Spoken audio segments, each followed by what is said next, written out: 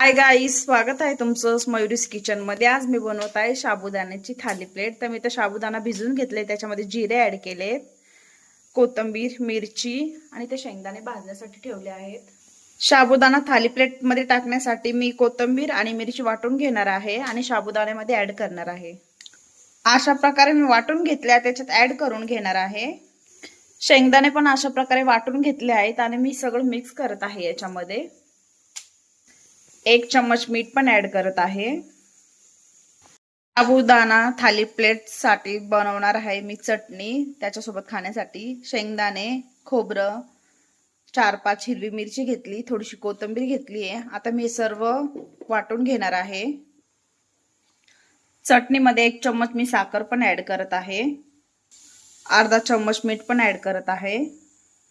मस्त असं 1 कप पाणी टाकून मी सर्व वाटून घेणार आहे। चटणी मी अशा प्रकारे वाटून घेतली आहे। आता बॉईल केलेले बटाटे पण मी याच्यामध्ये ऍड करत आहे। अशा प्रकारे मी सर्व बटाटे याच्यामध्ये ऍड करत आहे आणि मस्त असं हाताने मिक्स करणार आहे।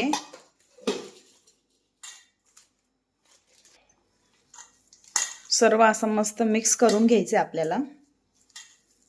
अशा प्रकारे मी सर्व टिक्की बनवून घेतली। तर मी तेल गरम झालं आहे, आता मी याच्यात एक करून टिक्की फ्राय करणार आहे। स्लो गॅस ठेवायचा आपल्याला